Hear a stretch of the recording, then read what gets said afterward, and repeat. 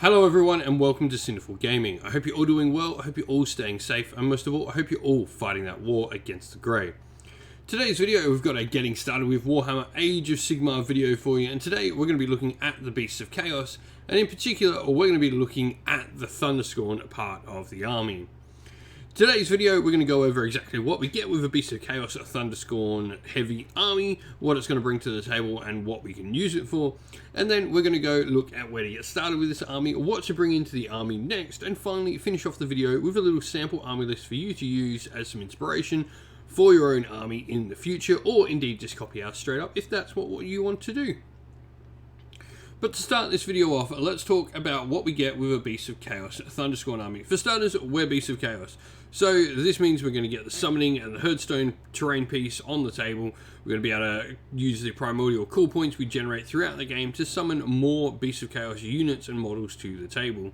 This can be a variety of different units, which indeed can be more Thunderscorn units, though not Dragon Ogre Shackles, which are a hero option, as hero options can't be summoned. And it does also allow us to get bodies onto the table for further summoning with Ungor and Gore, and things as well like Chaos Warhounds, and even giant monsters to the table as well, like the Cockatrice or the Chimera. Thunderscorn is perhaps the most elite of all the Beasts of Chaos armies. They can be quite heavy or quite low in model count, but still quite heavy in wound count, as each of the Dragon Ogres does have 5 wounds apiece. This army is elite, and to top it up, on top of all these good wound that the models will have, you can both heal and do damage to nearby enemy units at the start of the combat phase, thanks to rules that were given in addition in Broken Realms Kragnos. You can find them all at the end of the book there. And also, you get some cool start of hero phase movement out of Thunderscorn, where you get to roll a dice at the beginning of every hero phase, and you get to move that many inches with all your Thunderscorn units, although you can't move within 3 inches of enemy units. So, some pretty cool abilities there for the basis of the Thunderscorn. Let's go have a look at the 2 war scrolls that we're going to really be building this army entirely around. And so, for starters, we have the Dragon Ogre Shackles. This is the hero option for the Thunderscorn and the only one available to us as an actual Thunderscorn unit, though you can always dip your toes into other Beasts of Chaos parts if you so wish and want to. However, what do we get with a Dragon Ogre Shagoth? Well, he's a pretty decent little monster, so those mid-range sized monsters, 10 wounds, which I guess puts him at a disadvantage. He can't, get cover from trees and stuff like that, but he has a 4-up save, 8-inch move, and Bravery 7 as well. In combat, he's decent with his Stormroll Axe, 2-inch range at 3 attacks, 3 3s, a Ren 1 damage 3, and his Sweeping Tail puts out another D3 attacks, and his Talon Forelimbs can put out another couple for a couple more damage 1 attacks on his profile. He's got the Beneath the Tempest ability, which affects all Thunderscorn units, where if the roll-off at the start of the turn is ever a draw, each Thunderscorn unit on the battlefield on a 4+ can heal D3 wounds. So it's a couple of little hoops you have to flow through to get it, but a nice little extra bit of healing for the army. He then has the Summon Lightning spell, because he's a 1-cast and Dispel wizard, where he can choose to summon lightning. It gives reroll wounds out to a Dragon Ogre or a Thunderscorn unit near him, and also heals D3 wounds to them as well. So there's a little bit of healing built in with the Allegiance ability, with the Shagoth in a couple of ways, both from his magic and his cool roll-off turn ability. Plus, rerolls to wound is really, really nice. Where do we go for troops though? Well, if we've got a Thunderscorn General, then we get Dragon Ogres as battle line, and so they'll be our main battle line unit for the army. Definitely wanting to pick up a couple of boxes of Dragon Ogres to start off your force. Dragon Ogres, 5 wounds apiece, 8-inch move and 4-up save, and Bravery 6 is a pretty decent sort of stat line. They've got a variety of different weapons. They can choose to have a pair of ancient weapons for 6 attacks, 3 3s, no rend and damage 1, or a Draconic Warglaive, which is 4 attacks, 3 3s, rend 1, damage 1, or indeed a Draconic Crusher, which is 3 attacks, 3s and 3s, no rend, damage 2. All the Dragon Ogres also get some cool Raking Forelimb attacks, which are just 4s and 4s for an extra damage 1 with no rend. This gives them a variety of different options, and you can sort of build them how you want. There are definitely loadouts that I prefer, and we'll get talking about them later, but you've got the options to build different units for different tasks. Definitely your pair of ancient weapons is going to work much better on lightly armoured hordes, while you might need the Ren there with the Draconic Warglaives to get through some tougher opponents. The Dragon Ogres also have an ability called Storm Rage as well, where you can reroll hit rolls of 1 for this unit if it's within 12 inch of a friendly Dragon Ogre Shaggoth. So once again, some cool abilities to sort of tie in around being able to get like rerolls of 1 to hit on a unit that hits mostly on 3s and then rerolls to wound from a Summon Lightning is a pretty cool combination. Well, where do we go to next? Well, of course, the first thing I'm going to suggest when you start picking up other units is to go grab another Shaggoth and some more Dragon Ogres. Like I mentioned, different Dragon Ogre units are going to have different things they benefit at fighting, and you can freely mix the weapons however you want. Dragon Ogre Shaggoths do have access to some really cool artifacts and spells, so having a couple in your army is a really good shout. Though, to get those extra artifacts, you're going to need to jump through some hoops and get a couple of other heroes into your force to be able to get some sub-commanders, as you don't have any due to the Shaggoths being 10 wounds. They cannot count as sub-commanders in any of the core battalions available. And so, this is where I suggest picking up a Bray Shaman. Bray Shamans are great. Your Dragon Ogre Shaggoths, while they are wizards and while they are heroes, can totally generate you some summoning points. You're not going to really want to use your Dragon Ogres and your Shaggoths to be generating those summoning points. So my suggestion is to pick up a Bray Shaman and some cheap throwaway unit if the cheapest option is what you're looking for is Ungor. So these can be your sacrificial units to bring more Dragon Ogres to the battlefield. Not only that, but the Bray Shaman does have a really good lore, and he's got access to the Titanic Fury spell, which is going to give some extra attacks to all your Dragon Ogres profiles, making your Shaggoth even better. You've also got access to other good spells like Tendrils of Atrophy as well, which combines really well with the Dragon Ogre's Sundering Blade spell to really start stacking up some render minus armor debuffs across the army, which Beast of Chaos can do really, really well.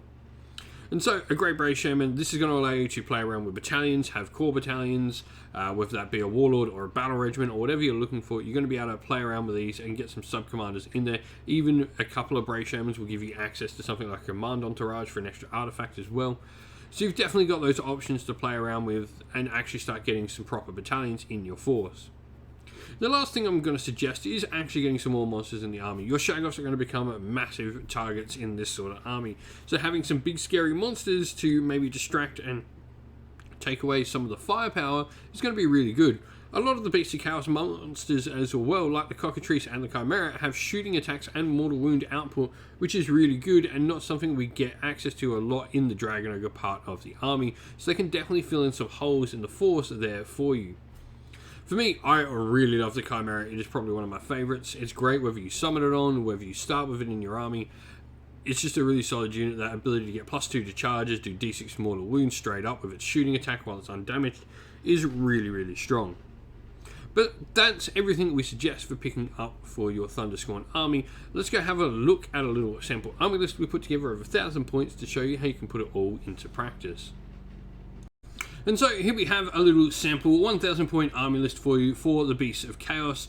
We're obviously going to be from the Waterworld Go. We've gone for the Triumph, Hold the Line, because we've got a lot of decent, heavy sort of wounds battle line units here in our Dragon Ogres. I think it's a good one. And Triumph inspired for rerolls to wound is nice. This means we can get, a double turn of 2 units of Dragon Ogres having reroll to wound if we've used the Summon Lightning spell as well. We've chosen to go for no Great Fray in this, so no sub-faction. Now, while you may be tempted to go for Darkwalkers, because it does give you ambush rules with your Dragon Ogres, and I would definitely suggest going that if you're not going to take in a Grey Bray Shaman and some summon units to get summoning in. You're definitely going to want the ambush units in there. So if you've not got those smaller units in your army, you definitely want to be playing with Darkwalkers to do some movement shenanigans and deployment shenanigans with your ambushes is definitely what you want. However, I think the Dragon Ogres just have so many good command traits and artifacts that you really want to make the most out of them. And so there's just a ton of different options when it comes to command traits and artifacts that I thought were good. And in the end, on our general Dragon Ogre Shaggoth, I ended up going for the command trait Adamantine Scales, as it changes your save characteristic by +1. Now, note, this changes your characteristic and doesn't give you a +1, so this means you can still get +1 from things like Mystic Shield, Finest Hour, and all of that as well. So that means our general is going to be on a 3-up save. It's a great defensive buff, meaning he can go in that all-important 2-up, and he can start playing around in that save-stacking world. Artifact-wise, we went Horn of the Tempest. This is friendly Thunderscorn units hold within 18 inches of the bearer. At the start of your charge phase, can make a charge even if they ran in the same turn. So giving run and charge to Dragon Ogres nearby is a really solid ability. This is going to allow the army to move a lot quicker. Remembering you get D6 move in the hero phase, you've then got an 8-inch move, you then can run. So this could potentially, be, if you get the run and that D6 move in the hero phase, you got a 6 plus a 6, that's 12 plus 8, 20, plus your charge, 20 plus a charge is a pretty decent run and charge range with the smaller board sizes and Age of Sigmar 3.0. Spell-wise, he went for Lord of the Dark Storms, Sundering Blades. Now, this puts +1 rend on one of your unit's attacks. Can be really great on a unit of Dragon Ogres, depending on what weapon you've loaded out you've gone with. Really great on Warglaives to make them rend 2, or potentially even on something like the paired weapons to give them rend 1 with 6 attacks is pretty nice. The second Dragon Ogre has taken Hailstorm out of Lore of the Dark Storms. This is a really great sort of movement shenanigans spell. It's going to allow you to cripple some of your opponent's units with its cool ability. So Hailstorm, with a successful casting value of a 6, can pick an enemy unit within 21 inch, so a really decent range, and until your next hero phase you halve the move, run and charge rolls for that unit. Really, really solid spell. Now, we've decided to bring in the Great Bray Shaman, and I think it's important to have it in here if you're not going to play in Darkwalkers. We've gone with Titanic Fury, which is a great spell, which is going to give +1 attack to one of our monsters on all of its different profiles, so it can really sort of pump up a Dragon Ogre Shagoth's fighting ability here. But he's mostly just going to sit around at the backfield near an objective and sacrifice some Ungor. Now we've got 4 units of Dragon Ogre. My personal favourite loadout is to go with 2 Warglaives and 1 Draconic Crusher in a unit, though with Sundering Blades in there and the fact that Hearthstone can also put out some, ignoring armor save modifiers and stuff like that. Having the paired weapons is a very valid option. After the 4 units of Dragon Ogres, we've then got a single unit of 10 Ungors to sit there and be sacrificed and get us some more models, and then we've got a Battle Regiment wrapping up everything except one of our 2 Dragon Ogre Shagoths, meaning we're a 2-drop army at 980 points and 95 wounds, which is really solid for this points value. As mentioned, 20 points under, so there's a chance we're going to get that Inspired Triumph for the +1 to wound, which is pretty solid. But this is Dragon Ogres in 3.0. What do you think of the army? Are you interested in Dragon Ogres at all? And are you playing with Dragon Ogres at all? Let us know in the comments below. Well, thank you all for watching. We hope you enjoyed the video. If you did, please don't forget to leave a like and subscribe to the channel if you haven't already. Also, if you'd like to come chat more with me and other members of our fine little community here, you can do so by joining our Discord server, which is linked down in the description of the video. Also, if you'd like to help support the channel more financially, you can do so either by joining our Patreon or YouTube members, of which you'll find both the links of both of them down in the video's description as well. As a special thank you to everyone who does support the channel via Patreon and YouTube members, we'd like to give a shout out to them all. So a special thanks to our Patreons, Christian Weir, James Soren, Greenskins Gaming, AJC, Kenny Lowell, Outer and Shot First, Andrew Bowen, Nathan Fee, The Rising Ape, Cure Dynamic, Agu, Anthony B, Anton Nilsson, JJ Austrian, Average Wargamer, Domir, Mark Harvey, James Cater and Samuel.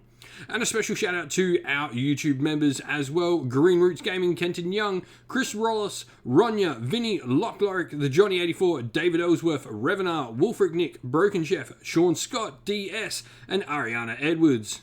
And a special thanks lastly to, first of all, Lady Witchfox Art, who does all the amazing artwork you can see pictured here for the channel. And a special shout out to Xmorphic, who does all the amazing background work for our Discord server. You're both absolute legends.